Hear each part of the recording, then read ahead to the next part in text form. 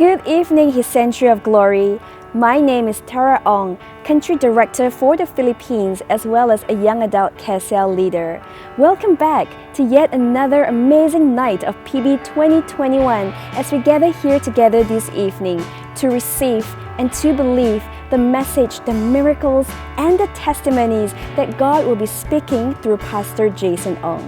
So join me in anticipating the many signs, wonders, and miracles that you and I will experience tonight by leaving in the comment box below, yes, I believe it and I receive it. Through Project Barnabas 2021, our church is living out her true identity as a global apostolic church movement.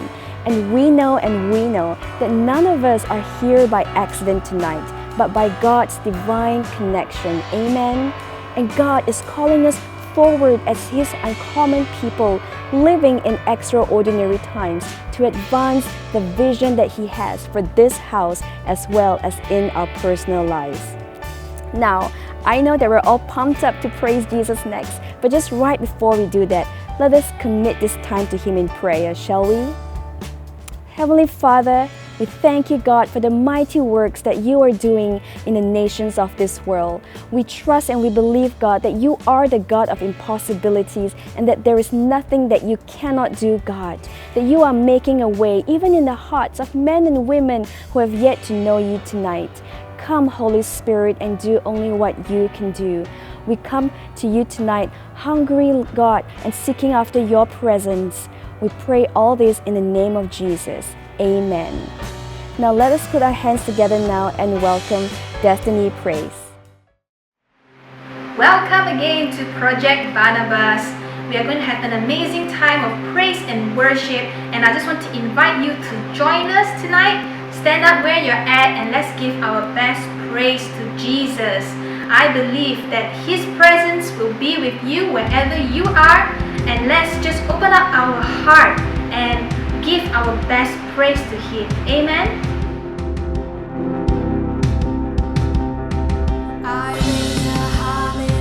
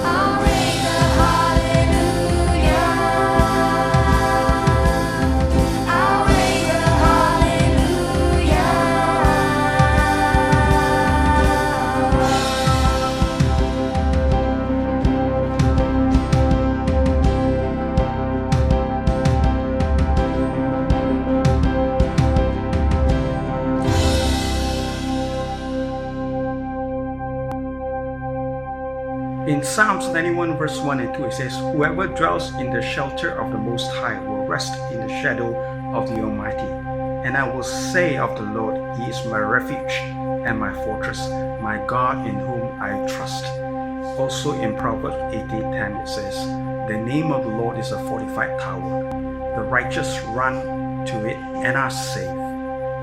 In living life every day, we definitely have come into contact with problems that seem to be insurmountable, but God has always provided a way. God is there with an open arm to receive us in times of our trouble, so we do not have to worry about having to deal with the problems alone, but all we need to do is just run to God, and God is there to save us, and God is there to protect us. For always there is the name of the Lord. If everything fails, call upon the name of Jesus. The name of Jesus is able to save.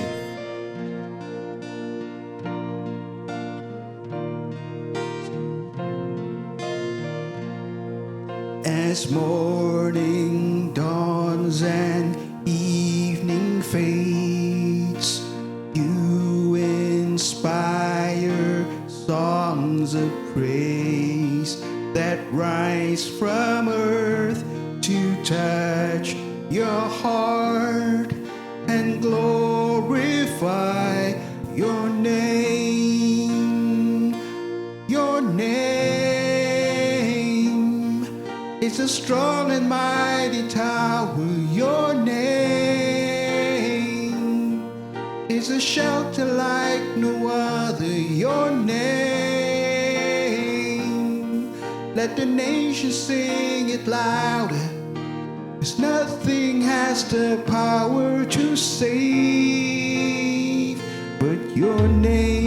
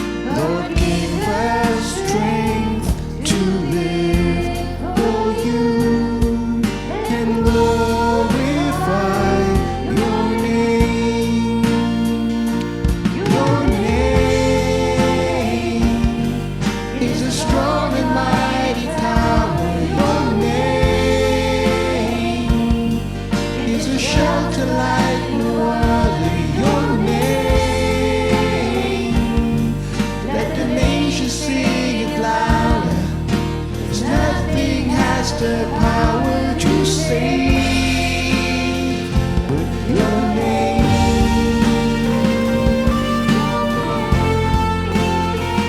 the name of Jesus.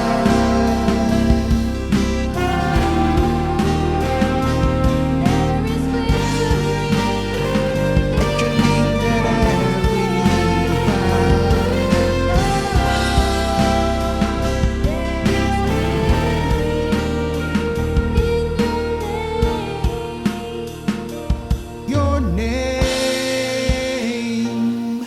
It's a strong and mighty tower. Your name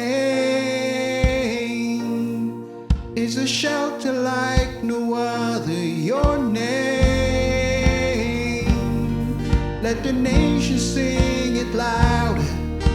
'Cause nothing has the power to save. Your name is a strong and mighty tower. Your name is a shelter like no other. Your name, let the nations sing it louder. 'Cause nothing has the power to save.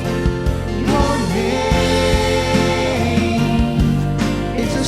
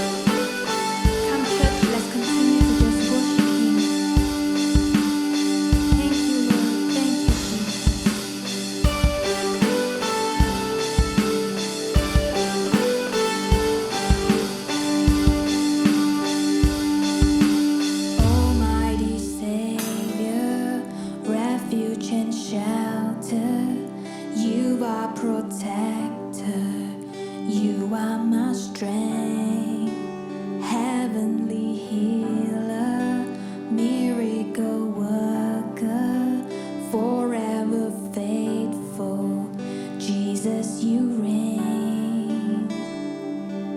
Every knee will bow, every tongue confess that Jesus is Lord above all else.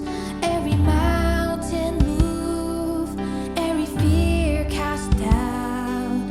In Jesus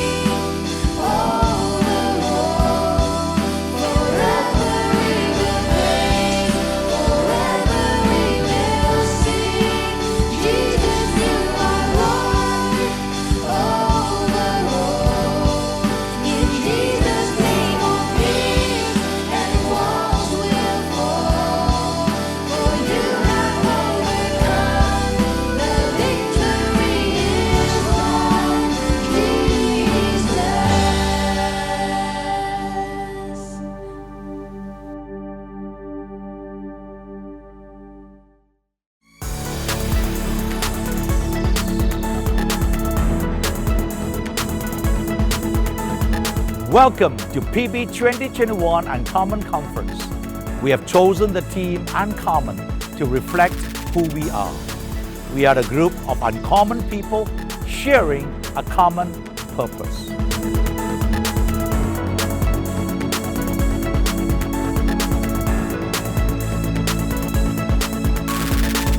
As a global apostolic church movement, we are united in the mission of declaring the glory and the love of Jesus Christ to the nations.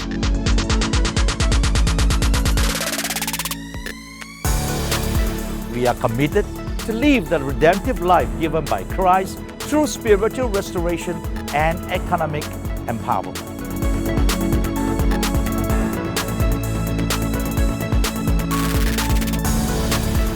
We are a connected apostolic community of churches globally. This is what HSG Global Family is. This is who we are.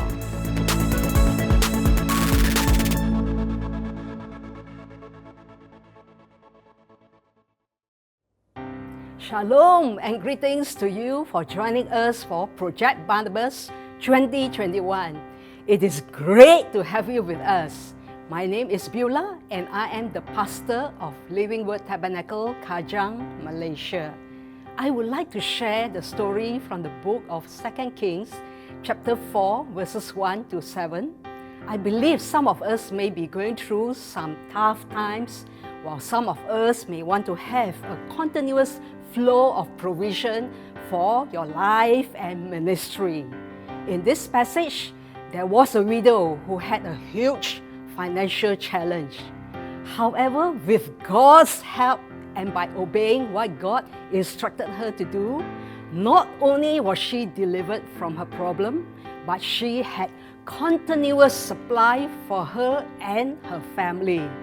When we face challenges, especially in finances, seek God's help and obey Him, and you will never run out of God's provision flowing through you. The secret to the widow's breakthrough is to look out for opportunities to channel her resources, and the more she releases, the more she was provided for. This story is about finding opportunities to sow and to create avenues for God's continuous blessing and provision for yourselves. When we take care of God's affair, He will take care of ours. I believe that there are many opportunities around us where we can be a channel of blessing and impact lives and people, just like right now here in this meeting. Grab hold of this opportunity. Why? Because God will show Himself faithful.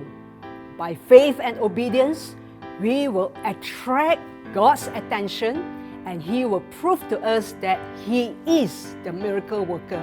He is the God of the more than enough. He cares for us and wants us to experience unending provision as we participate in this opportunity He has opened up for us wherever we are. God blesses us so that we can bless others. Let us pray. Dear God, thank you for this opportunity to sow and experience your goodness and the continuous flow of provision over our lives as we act out our faith and obedience. I declare that we will be blessed according to your word, that those who sow generously and cheerfully will be blessed. Thank you, God, that we can trust you as the all-sufficient God. In Jesus' name, I thank you and pray. Amen. To give, please follow the link on screen and follow your local church's way to give. God bless you. Good day, everybody. We are HSGKK. Welcome to Project Barnabas. We are so excited to see you today. Come on now. If you believe that your life is the testimony of how good our God is, why don't you just stand onto your feet as we sing this song together? This is my testimony. Hey! saw Satan fall like lightning. I saw darkness run from cover. But the miracle that I just can't get over, my name is registered in heaven. Amen. I believe in signs and wonders. I have resurrection power. Still the miracle that I just can't get over, my name is registered in heaven. Yeah, my praise belongs to you forever. Come on, sing it out. This is my testimony from death to life. 'Cause grace rewrote my story. I'll testify by Jesus Christ the righteous. I'm justified. This is my testimony. This is my testimony. Hey. Come on, sing it with us. Come together, sons and daughters, bought with blood and washing water. Sing the graces of the Spirit, son and daughter. Our God will finish what He started. Yeah, our God will finish what He started. This is my testimony from death to life. 'Cause grace rewrote my story. I'll testify by Jesus Christ the righteous. I'm justified. This is my testimony. This is my testimony. Hallelujah.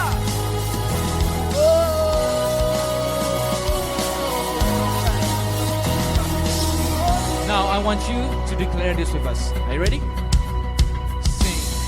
If I'm not dead, you're not done. Greater things are still to come. Oh, I believe. If I'm not dead, you're not done. Do you believe that? Greater things are still to come. Oh, I believe. I'm not dead, you're not done. Greater things are still to come. Oh, I believe. If I'm not dead, you're not done. Greater things are still to come. Oh, I believe. Somebody give Him shout and praise here today. This is my testimony from death to life. 'Cause grace rewrote my story. I'll testify by Jesus Christ the righteous. I'm justified. This is my testimony. Yeah. This is my testimony from death to life. 'Cause grace rewrote my story. I'll testify by Jesus Christ the righteous. I'm justified. This is my testimony. This is my testimony. Yeah. This is my testimony. This is my testimony. That's right. Hey. This is my testimony. This is my testimony. Hallelujah. Come on, let's give Him a shout and praise Him today. It is true. Our life is a testimony to how good our God is. Amen. Hallelujah. HSC global परिवार में आप सबको नमस्कार और PB night के आराधना में आपका स्वागत है। हमारे बीच में खुशी है कि एक ऐसे व्यक्ति है जो परमेश्वर पे भरोसा रखते हुए आग और दर्द से गुजर के गए और सब में बिना शक से यह साबित किया कि जिंदा परमेश्वर पे विश्वास करते हैं। इनका नाम है पास्टर जेसन ओंग, जो सिंगापुर से हैं और सच में एक अलग व्यक्ति हैं। वह आप और इनकी पत्नी जूडिथ एक बढ़ती हुई बिजनेस और विभिन्न देशों में जीवन को बदलने वाली सेवकाई का संचालन करते हैं। इनका जीवन परमेश्वर की असलियत और सामर्थ के एक बहुत ही शक्तिशाली गवाही है और थोड़ी देर में आप इनसे सुनेंगे। पास्टर जेसन ओंग एक जीवित सबूत हैं कि परमेश्वर पे भरोसा रखना और विश्वास करना जीवन के मुश्किल समय में एक मदद का कारण होगा। मेरी ये प्रार्थना है कि आप अपने हृदय और दिमाग को पवित्र आत्मा के प्रति खोलेंगे जब वह प्रभु के वचन को हमारे बीच में लेकर आते हैं और अपने अद्भुत चमत्कार जो प्रभु ने किया उसकी कहानी आपके बीच में लेकर आते हैं। तो चलिए पास्टर जेसन ओंग का स्वागत हम करें। शालोम मेरे दोस्तों, ये सचमुच एक आनंद और सौभाग्यता है कि आज मैं आपके साथ हूँ। धन्यवाद पास्टर डैनियल, पास्टर डेब्रा कि आपने मुझे बरनबास प्रोजेक्ट के लिए बुलाया। धन्यवाद इस सौभाग्यता और आदर के लिए कि मैं अपनी गवाही परमेश्वर की महिमा को दे सकूं। इससे पहले हम प्रार्थना करेंगे। आज आपकी उपस्थिति जो हमारे बीच है उसके लिए धन्यवाद। धन्यवाद इस मौके के लिए कि हम आपको महिमा दे सकते हैं। पवित्र आत्मा के द्वारा हमारी अगुवाही कर, लगातार हमें चंगाई और छुटकारा दे और प्यार, शांति, आनंद हमारे जीवन में। यीशु के नाम में मैं अपना धन्यवाद देकर प्रार्थना करता हूँ, आमीन। मेरे दोस्तों, आज हम परमेश्वर प्रभु पे भरोसा रखने के बारे में सीखने वाले हैं। नीति वचन उसके 3 अध्याय का 5 और 6 कहता है कि परमेश्वर पर संपूर्ण मन से भरोसा रख और अपनी समझ पे सहारा मत लेना। अपने हर एक मार्ग में उसको स्मरण करना और तब वो तेरे लिए सीधा राह बनाएगा। कहीं जब अपने जीवन में चुनौतियों का और परेशानियों का सामना करते हैं, यही हमारी प्रतिक्रिया होती है। क्यों परमेश्वर, क्यों मुझे, क्यों ऐसा होना चाहिए, क्यों ऐसा मेरे जीवन में होना चाहिए। लगातार निराश होते हैं, परमेश्वर से गुस्सा भी करते हैं और परमेश्वर से उत्तर मांगते हैं। परमेश्वर से हम प्रश्न पूछते हैं, क्यों प्रभु, क्यों ऐसा हुआ, क्यों मेरे जीवन में ऐसा हुआ। आपके निराशा को समझता हूँ, दर्द को समझता हूँ। दोस्तों, सन 2004 में मेरे जीवन में कैंसर हुआ। 10 साल से मैं इस कैंसर के रोग से झगड़ता रहा। ये पूरा समय बहुत ही चुनौतीपूर्वक था, पर यही परमेश्वर ने मुझे सिखाया था। परमेश्वर ने कहा, यदि भरोसा रखना है तो मुझ पे पूरा भरोसा रख। तुम्हें अपने पूरे हृदय से मुझे भरोसा रखना है। इसका क्या मतलब है? अगर मैं उस पर भरोसा रखता हूँ तो मुझे चिंता नहीं करना, और अगर मैं चिंता करता हूँ तो मैं उस पर भरोसा नहीं रखता हूँ। मैं कहता हूँ परमेश्वर मैं तुझ पे भरोसा रखता हूँ, तो मैं परमेश्वर के साथ एक वाचा बना रहा हूँ। परमेश्वर के सामने आता हूँ, एक वाचा बनाता हूँ, प्रभु से कहता हूँ मैं तुझ पे भरोसा रखने का चुनाव करता हूँ। मैं अंगीकार करूँगा कि परमेश्वर सर्वशक्तिमान है। और ये कैसे संभव है? हम परमेश्वर के वचन को समझते हैं तो परमेश्वर ये कहता है, मैं अल्फा और मैं ओमेगा हूँ, मैं ही शुरुआत और मैं ही अंत हूँ। तो मेरे मित्रों, क्या ये समझना मुश्किल है कि परमेश्वर जानता है क्या होने वाला है हमारे जीवन में? शुरू से लेके अंत तक वो जानता है कि हमारा अंत और नतीजा क्या होगा। हमें नहीं पता, हम नहीं जानते, हम नहीं समझते हैं, पर परमेश्वर यही हमें बताने की कोशिश कर रहा है अपने वचन के द्वारा कि मैं जानता हूँ क्या होने वाला है। हमें परमेश्वर पे भरोसा रखने का यही एक उत्तर है और दो राह नहीं, क्योंकि हमें परमेश्वर पे भरोसा रखना है और अपने आप को संपूर्ण तरीके से समर्पण करना है, अंगीकार करना है कि वही सर्वशक्तिमान है। और जब हम जानते हैं कि शुरुआत और अंत उसके हाथ में है, हम उस पे पूरा भरोसा रख सकते हैं। फिर में यही होता है जब हम परमेश्वर पे भरोसा रखते हैं और परमेश्वर कहता है मैं तुम्हारी अगुवाई करूंगा, मैं तेरे मार्ग सीधा करूंगा और समतल भी करूंगा। इस बात की उम्मीद हम रख सकते हैं क्योंकि उसने वायदा किया है। अब इस बात पर वापस आते हुए, जो 10 साल पहले मैं कैंसर के रोग से लड़ रहा था, सन 2004 में ये पता लगा कि मुझे बड़ा अजीब ही ब्रेन कैंसर है जिसको एंडोलिम्फेटिक सैक रसोली कहा जाता है। और डॉक्टर ने ये कहा इसका कोई इलाज नहीं, सिर्फ ऑपरेशन ही हो सकता है।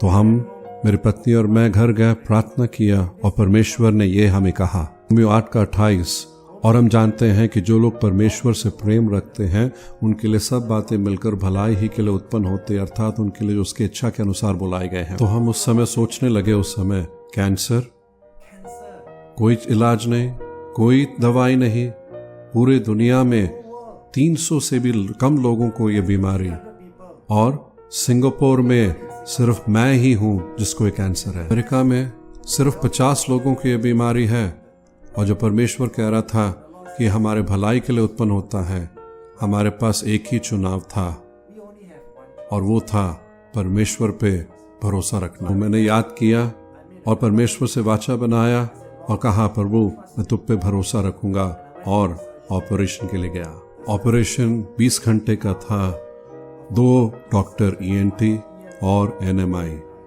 वो अंदर ले देखा तो उन्होंने हड्डी को काटना पड़ा और वो रसोली को निकालने लगे।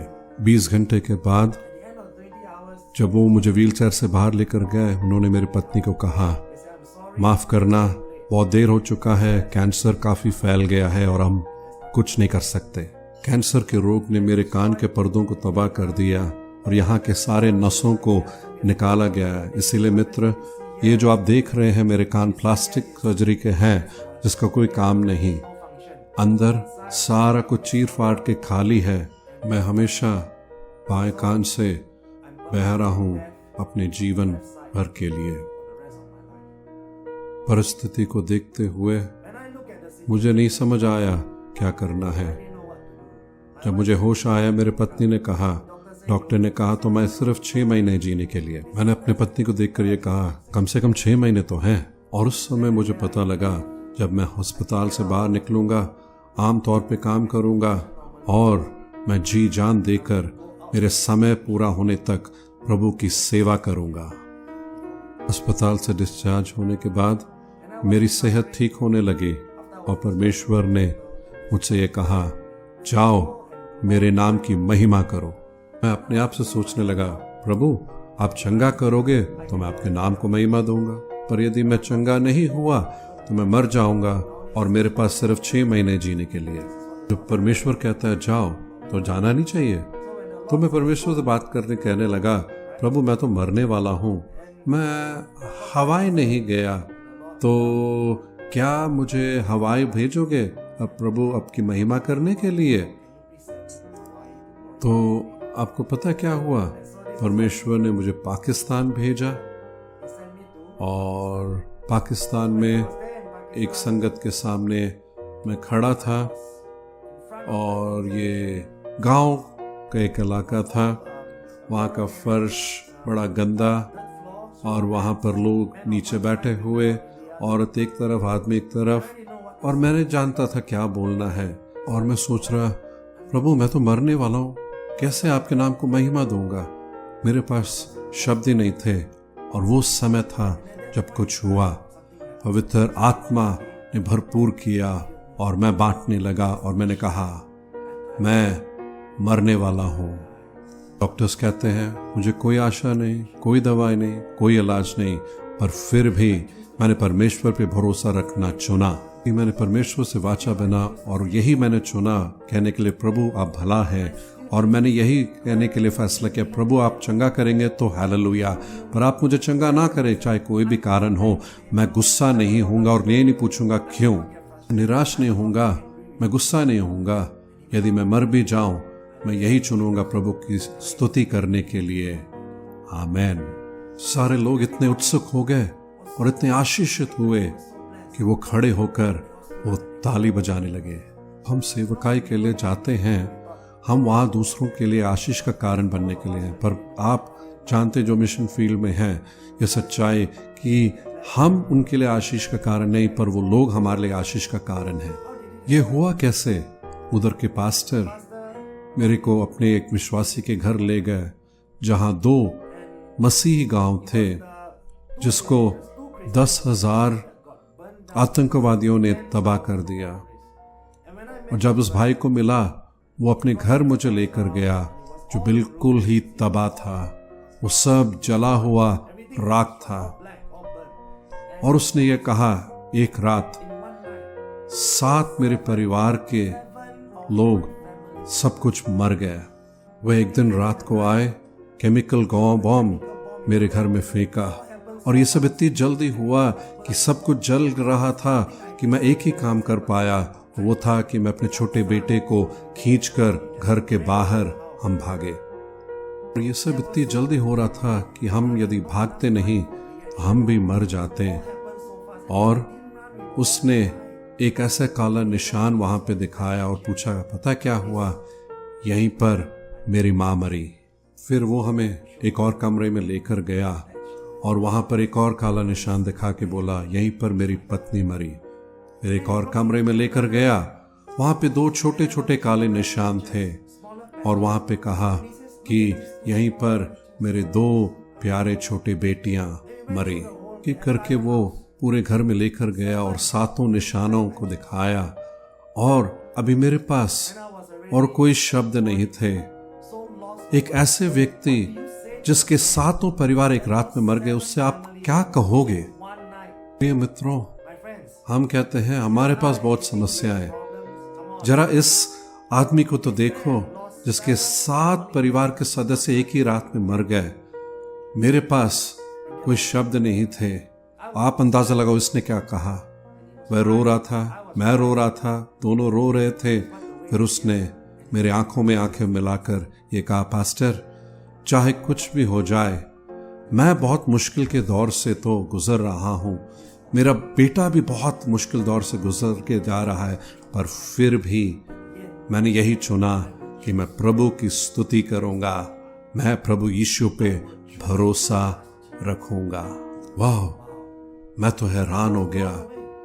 मेरे पास कोई शब्द नहीं थे क्या कहने को, और वहीं पर मैंने उसको ये कहा, वाह भाई, ऐसा विश्वास मैंने कहीं नहीं देखा है।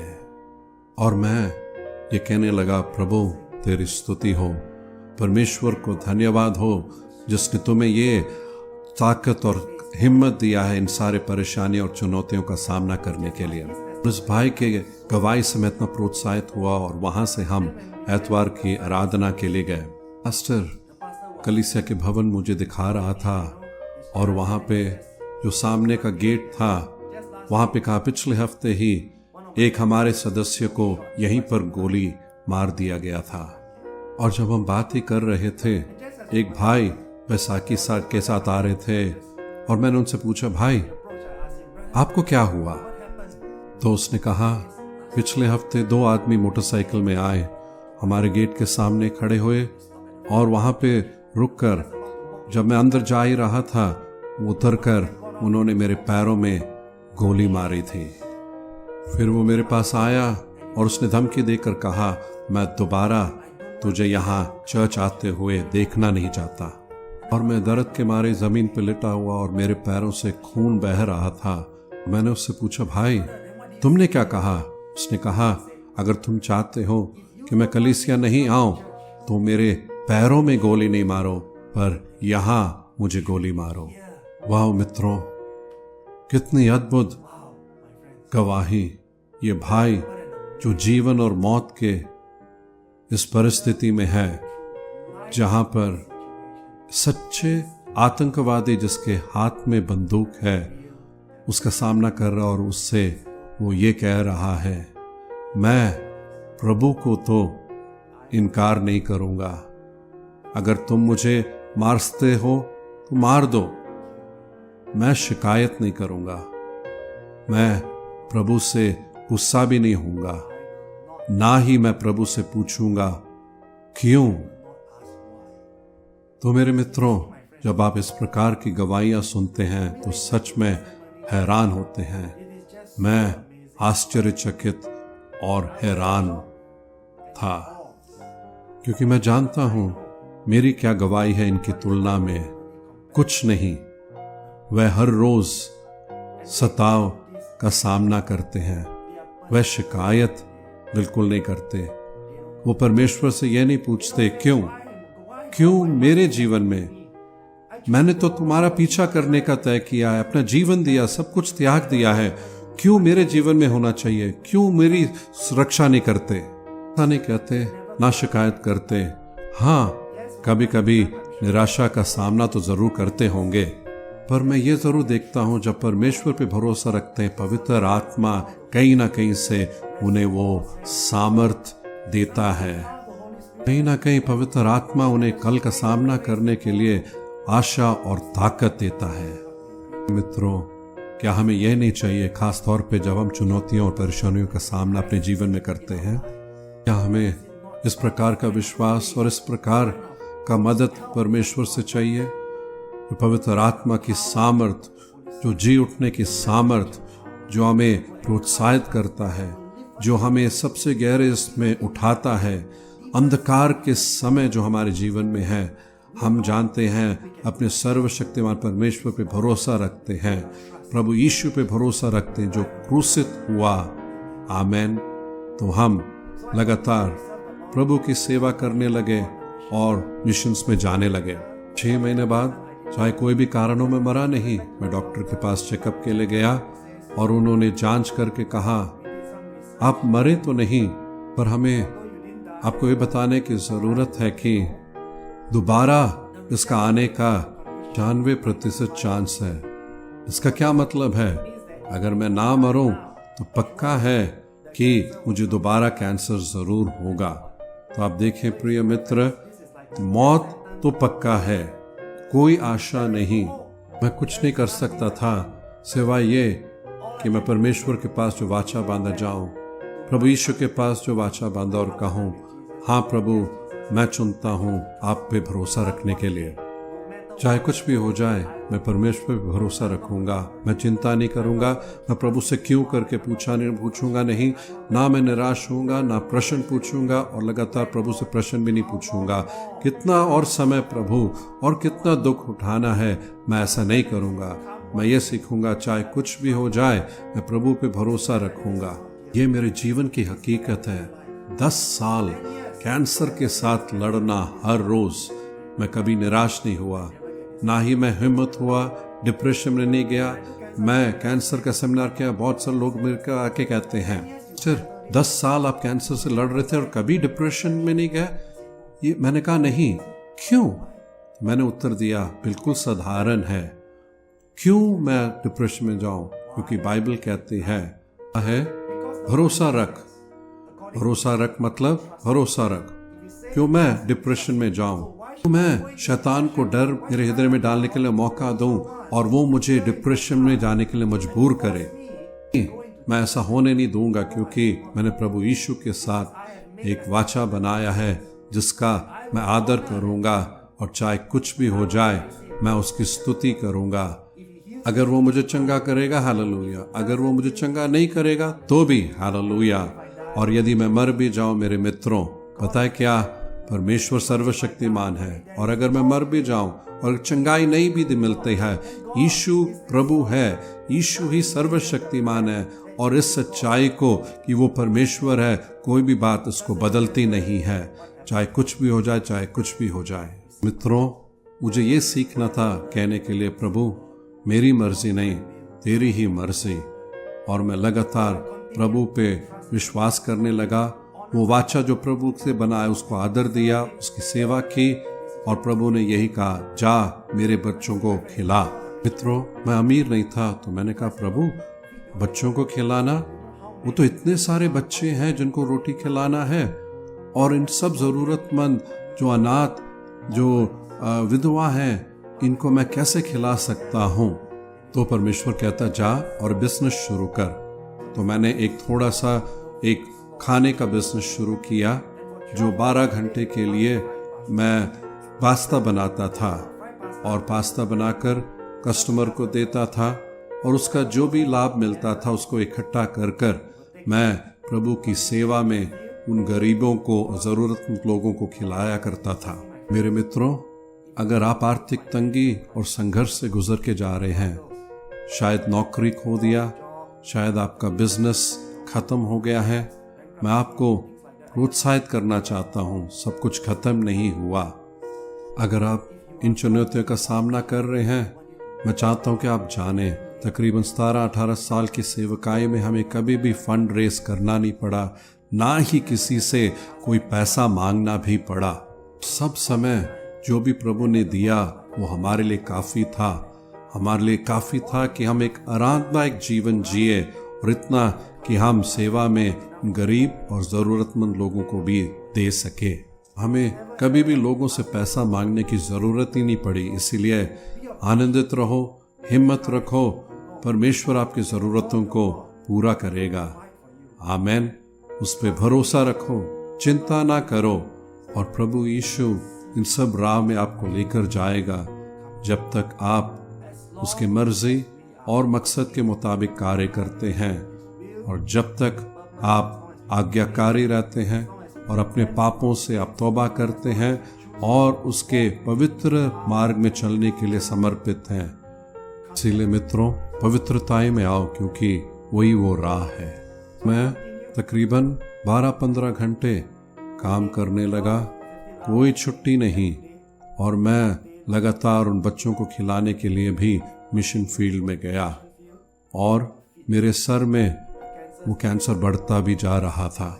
सन 2007 में दोबारा ये कैंसर आ गया और वो बढ़ने लगा। गोल्फ के बॉल से वो एक अंडे के बॉल साइज में बढ़ा, और फिर एक अंडे से 2 अंडे के साइज में वो बढ़ने लगा। एक वो पुराने जगह जहाँ पे कान में था, और दूसरा मेरे दिमाग में। और अब मुझे सच्चाई का सामना करना पड़ा कि अब ये कैंसर और भी बड़ा है। मित्रों, 10 साल इस कैंसर के रोग से इस विचार के साथ लड़ना कि कोई इलाज नहीं, कोई दवाई नहीं, कोई कीमो नहीं, कोई भी आशा नहीं, कुछ नहीं, कुछ भी नहीं, परमेश्वर से भी कोई वचन नहीं, परमेश्वर ने भी कुछ नहीं कहा, बिल्कुल ही चुप था। इसमें बस एक ही चीज मैं कर सकता था। शुरू में जो प्रभु ने कहा, सब कुछ तुम्हारे भलाई के लिए ही उत्पन्न होगा, मेरे पास बस वही वचन था, और उसी वचन पे मुझे भरोसा रखना था जो उसने मुझे दिया, और कुछ भी नहीं। क्या मैं डगमगाया? क्या मेरे शंका आई? नहीं। क्यों? कि मैंने ये फैसला किया था कि मैंने प्रभु के साथ वाचा बनाया है जिसको मैं आदर जरूर दूंगा। तो मैं चाहे कोई भी चुनौती का सामना करूं, मुझे डगमगाना नहीं। जब आप ब्रश करते हैं और थूकते हैं तो वो पेस्ट चिट्टा निकलता है, पर जब मैं ब्रश करके थूकता था तो लाल होता था, ताज़ा खून था जो बहता था। मुझे नहीं मालूम कहाँ से ये खून बहा करता। और जब आप अपने शरीर को कमज़ोर होते हुए देखते, कहीं ना कहीं एक अंदर से एक आवाज़ आपके अंदर आता, परमेश्वर कहाँ है? देखो, परमेश्वर तो तुम्हें बचा नहीं सकता, तुम उसकी सेवा कर रहे हो, तुम कहते हो तुम उसके दास हो, तो अब परमेश्वर अब कहाँ है? उसने तुम्हें छोड़ दिया है। ये इसीलिए हुआ क्योंकि तुमने परमेश्वर के खिलाफ पाप किया है। उसने तुम्हें श्राप दिया है, तुम्हें इस कैंसर के रोग से नहीं बचाएगा। जब ये सब होता है और दोषी ठहराने वाला आपको दोषी ठहराता है, और आप अपने शरीर को कमज़ोर होते हुए देखते हैं, हर रोज़ खून निकलते हुए देखते हैं, शरीर में इतना दर्द और पेन किलर आप हर रोज़ लेते हैं, तो क्या इसमें डिप्रेशन में जाना संभव है? हाँ, काफ़ी संभव है। जब हम ऐसे दुख से गुजर के जाते हैं तो बहुत सारे लोग डिप्रेशन में जाते हैं, पर क्यों मैं ऐसे डिप्रेशन से नहीं गया? ये नहीं कि मैं बेहतर हूँ या पवित्र हूँ या प्रभु की दया की दृष्टि मेरे ऊपर ज़्यादा है, नहीं, बस सिर्फ ये एक फैसला कि मैं परमेश्वर को आदर दूंगा, चाहे कुछ भी हो जाए, मैंने जो वाचा बनाया उसके मुताबिक ही रहूंगा। आमेन। ये इतना साधारण है, एक ऐसा दृढ़ फैसला होता है तो प्रभु पे भरोसा रखना और कुछ नहीं, और वो सर्वशक्तिमान करके अंगीकार करना है। हमें और क्या चिंता करना है?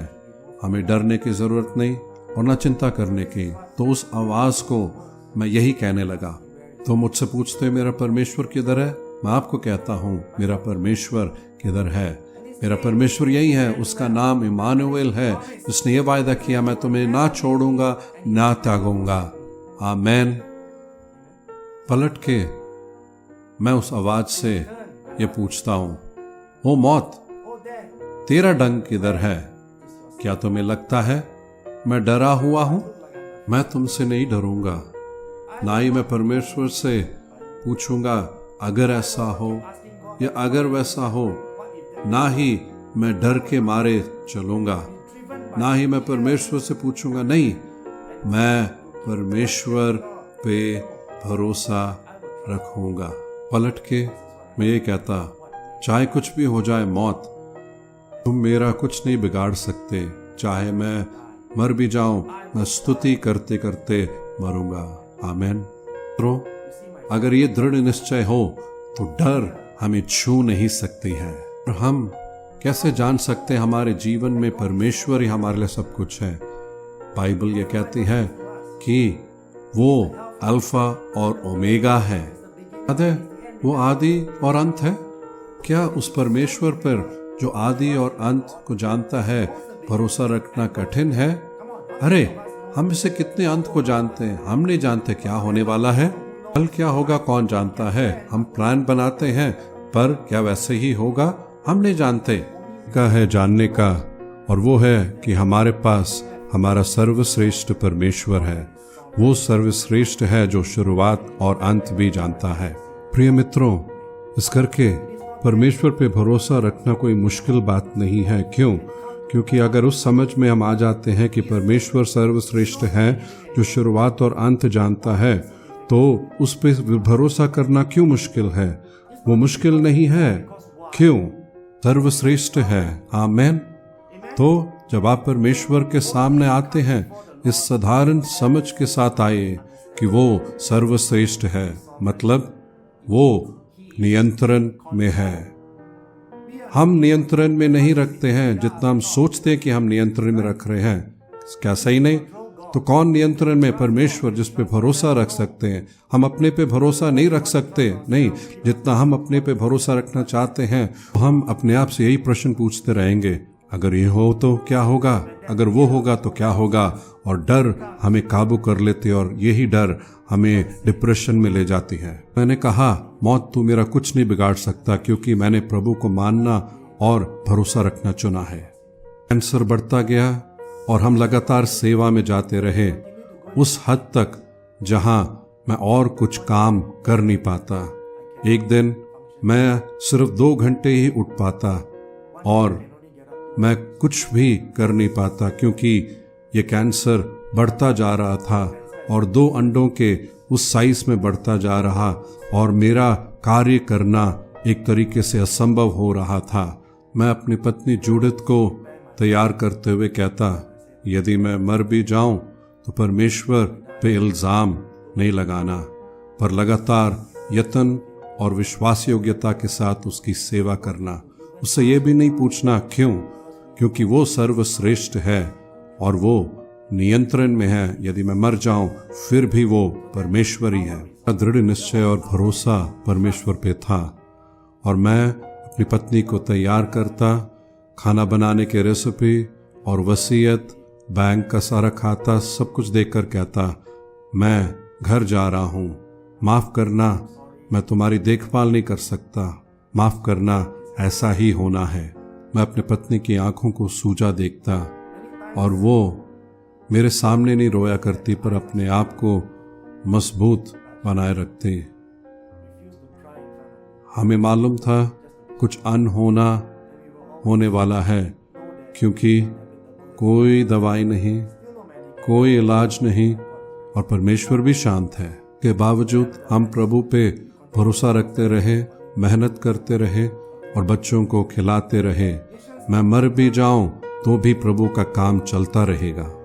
एक दिन मुझे याद है, जूडिथ ने मुझसे पूछा, इस साल जन्मदिन के लिए कहाँ जाना चाहते हो?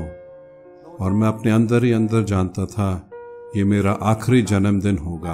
आप मरने वाले होते हैं, आपके शरीर को मालूम होता है, और मुझे पता था एक और साल मैं नहीं चल सकता हूँ, क्योंकि मेरे अंदर वो ताकत नहीं और मैं हमेशा दर्द में हूँ, और जब भी मैं दर्द में होता हूँ मैं बस अपने हाथों को उठा के कहता हूँ, प्रभु मैं सब कुछ आपके हाथों में देता हूँ। धन्यवाद यीशु, आपकी स्तुति करता हूँ, मैं आपकी स्तुति करने का चुनाव करता हूँ। मेरे मित्रों, मुझे गलत नहीं समझना, मैं यीशु को अपने कैंसर के लिए धन्यवाद नहीं दे रहा, अपने जीवन में श्राप को अनुमति नहीं दे रहा, पर मैं कह रहा हूँ प्रभु धन्यवाद, धन्यवाद मेरे पापों के लिए क्रूसित हुए, इतना मेरे लिए काफ़ी है।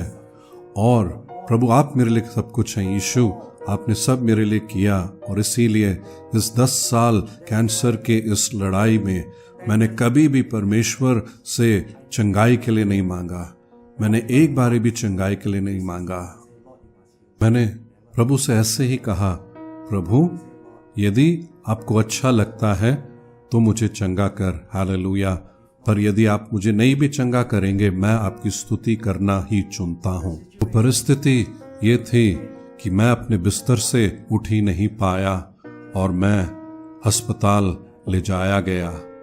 और एक दिन जब मैं प्रभु के साथ वो अकेले समय बिता रहा था, यीशु साक्षात मेरे सामने आए। उसने कहा, मैं तुम्हें तुम्हारे पत्नी के आंसुओं के कारण चंगा करूंगा। मैं हैरान हो गया, करीबन 10 साल बाद वो मेरे सामने आए और ये कहा, और एक के बाद एक इतनी जल्दी सब बातें होने लगी कि मैं फिर अस्पताल में दाखिल हुआ। दूसरा ऑपरेशन हुआ। दूसरा ऑपरेशन तकरीबन 6 से 7 घंटे का था। पर बात यह थी कि ऑपरेशन के बाद जब बाहर आया मुझे इतना दर्द था, मैं अपनी आंखों से सब चीजें धुंधला देख रहा था और मेरे अंदर वो ताकत नहीं थी और मैं इतना ज्यादा दर्द में था। और मैंने जूडिथ से कहा, मैं बर्दाश्त नहीं कर सकता, माफ करना, क्या मुझे बस छोड़ दोगी? और वहां अस्पताल में हम दोनों एक दूसरे को गले लगाकर इतना रो रहे थे। वह एक आसान समय नहीं था क्योंकि मुझे जूडिथ को छोड़ना था और मैं उसे बहुत मिस करूंगा और मैं कुछ कर नहीं पा रहा था। फिर उसने अपना फोन निकाल के कहा, क्या तुम अपना आवाज रिकॉर्ड कर सकते हो? क्या तुम कह सकते हो मैं तुम्हें प्यार करता हूं, मैं तुम्हें बहुत मिस करूंगा, ताकि जब तुम चले जाओगे मैं आपकी आवाज सुन सकती हूं और ऐसे बार बार सुनती रहूंगी जैसे कि तुम मेरे पास ही हो। वह मेरे लिए आसान नहीं था मित्रों। दोनों रो रहे थे। सर्जरी शुक्रवार को था और शनिवार था। शनिवार दोपहर को ढलने लगा और हम बस इंतजार कर रहे थे और अचानक रात को 12 बजे मेरा बिस्तर हिलने लगा, मैं हिलने लगा और अचानक प्रभु यीशु के महिमा में इतना महसूस होने लगा कि मैं हिलने लगा, कांपने लगा और मैं रोने लगा गिड़गिड़ाकर और कहा, जूडिथ, यीशु यहाँ मौजूद है, यीशु यहाँ पर है। जूडिथ भी जब मेरे बिस्तर की ओर आने लगी वहीं पर प्रभु की महिमा में गिर गई और हम दोनों प्रभु की महिमा में वहां पर थे। वो इतना पवित्र, इतना पवित्र। मित्रों, जब तक आप प्रभु के उपस्थिति और महिमा में नहीं आते आप प्रभु के पवित्रताई को नहीं जान सकते। वो इतना अद्भुत, सच में इतना अद्भुत कि आज तक मैंने कभी इस तरीके से अनुभव ही नहीं किया और एक ही बार था। उसे इतना मिस करता हूं, वो परमेश्वर की उपस्थिति, और उसकी उपस्थिति में उसने मुझे छुआ और मेरे नाक में नई सांस दी और मैंने वो सांस ली और मैं आराम से सोया। एक दिन सुबह जब मैं उठा मैं देख पा रहा था, मैंने जूडिथ को सोफा में सोते हुए देखा तो मैंने सोचा चलो मैं अपने आप उठने की कोशिश करूं और चलने की मैं कोशिश करूं। तो मैं उठा, चलने लगा। चक्कर नहीं आ रहा था, दर्द नहीं था, मैं देख सकता हूं, चल सकता हूं, दर्द नहीं है। तो मैंने सोचा चलो मैं ऐसे करता हूं, जो ट्यूब है, सारे नीडल्स हैं उसको मैं निकालता हूँ। फिर मैंने कहा मुझे इतना गर्म लग रहा है, बहुत गर्म, जैसे कि मेरे अंदर आग है। तो मैंने बोला चलो जाके मैं शॉवर लूँ। बाथरूम गया, वहाँ पे शॉवर ले रहा था और ध्यान दे रहा था कि पट्टी गीला ना हो, पर सूखा जो खून है उसको मैं साफ कर दूँ। मुझे नर्स के चिल्लाने की आवाज़ आई और इमरजेंसी बटन दबाया, कहे अरे मरीज गायब है। तो अचानक ही मैंने अपने आप को सूखा किया और जाके दरवाज़ा खोल के मैंने पूछा क्या हो रहा है, कौन गायब है? मैं थोड़ी गायब हूँ, मैं तो यहाँ आपके सामने आपको देख रहा हूँ। उसने कहा तुम कहाँ गए? तुम बाथरूम बिना किसी की मदद से कैसे जा सकते हो? कहीं गिर जाओ तो? क्या आपको मालूम नहीं कि ब्रेन का सर्जरी हुआ है, आपका संतुलन बिगड़ा हुआ है? कहा नहीं, मैं ठीक हूँ, कल रात यीशु आए, उसने मुझे छुआ, मुझे चंगा किया। और वो नर्स देख के कहते हैं क्या, कौन आया? तुम तो बड़े शरारती मरीज हो, जाओ बिस्तर पे लेटो, मैं डॉक्टर को बुलाती हूँ। वो नर्स डॉक्टर को बुलाए, डॉक्टर आए, उसने मुझे चेक किया। वो डॉक्टर जो थे मसीह थे, तो उसने कहा 1 साल में मैं 50 मरीजों को देखता हूँ और इससे भी बदतर हालत, पर मैंने कभी ऐसे ठीक होते हुए नहीं देखा, सच में यीशु ही होगा। पता है मित्रों, शुक्रवार मेरा सर्जरी था, शनिवार यीशु आए, उन्होंने मुझे चंगा किया और एतवार मैं जो है उठा, बिल्कुल ही ठीक था और सोमवार को मैं अस्पताल से डिस्चार्ज हो गया। और आज मैं पूरे आश्वासन से कह सकता हूँ प्रभु यीशु के नाम में मैं चंगा हो गया। मित्रों, 10 साल कैंसर से लड़ते हुए परमेश्वर शांत थे। उन्होंने कभी ये नहीं कहा मैं तुम्हें चंगा करूंगा। बस शुरू में उन्होंने जो कहा सब कुछ भलाई के लिए ही उत्पन्न होगा। इसी वायदे पर मुझे कार्य करने की जरूरत थी और प्रभु का वचन कहता है कि अगर हम उस पे भरोसा रखें तो वो हमें इसके द्वारा लेकर जाएगा और यही उसने वायदा हमें किया है। वो हमारे मार्ग सीधा करेगा। हमारे पास बस एक ही चीज रह गया है और वो है एक दृढ़ फैसला। जब हम संघर्ष के द्वारा, चुनौती के द्वारा जाते हैं, क्या हम उस परिस्थिति से आगे देखकर प्रभु को यह कहने के लिए तैयार है, मैं आपके साथ एक वाचा बनाऊंगा, मैं आप पे भरोसा रखूंगा। हम प्रार्थना करें। पिता, धन्यवाद आपके अद्भुत वचन और गवाही के लिए। धन्यवाद जो अद्भुत कार्य आप अपने लोगों के जीवन में कर रहे हैं। परमेश्वर, हम जानते हैं कि हम विभिन्न चुनौतियों का सामना अपने जीवन में करते हैं, कई दर्द, संघर्ष और निराशा का भी। और जब हम निराश हो जाते हैं, हम गुस्से होते हैं और कुछ आशा खो बैठते हैं। और पिता, आज मैं प्रार्थना करता हूँ प्रभु कि आप हमें प्रकृति से भी अपार तरीके से छुओगे, हमें छू ले, प्रोत्साहित कर अपने पवित्र आत्मा के द्वारा, ताकि हम आपके बल से कल का सामना कर सके, ताकि हम वो सामर्थ पा सके, एक ऐसा सैनिक बन सके, ऐसा हिम्मत रख सके कि हम डर की आत्मा का सामना कर सके। पिता, धन्यवाद, धन्यवाद आपके वचन, धन्यवाद आपके प्रोत्साहन के लिए, धन्यवाद पवित्र आत्मा के सामर्थ के लिए जो लगातार हमारे जीवन में कार्य कर रहा है। धन्यवाद आपके प्यार, शांति, आनंद प्रभु यीशु के नाम में आशीष देते हुए प्रार्थना करते हैं, आमीन। वाओ, कितना अद्भुत गवाही और परमेश्वर के वचन का प्रचार। मित्रों, परमेश्वर सच्चा है और यदि आप चाहो तो परमेश्वर आपकी अगुवाही करेगा और देखभाल करेगा, जैसे पास्टर जेसन ऑन का किया। आज परमेश्वर पे भरोसा रखने और उसकी अगुवाई अनुसार चलने का एक फैसला लिया। परमेश्वर आपकी जरूरतों को जानता है और आपके हृदय और परिस्थिति को समझता है, इसीलिए वो जानता है आपके लिए और आपकी जरूरतों के लिए क्या करना है। इसीलिए अब समय है कि आप अपने प्रश्नों को, अपनी शंका को, अपनी शिकायत को एक तरफ रखते हुए परमेश्वर पे भरोसा रखते हुए अपने जीवन को और जीवन के साथ जो कुछ आता है उसके हाथों में सौंप दे। प्रभु यीशु आज आपके जीवन की अगुवाही करे। हम आपके लिए प्रार्थना कर रहे हैं और जब आप एक फैसला लेते हैं तभी हम आपके लिए प्रार्थना करेंगे।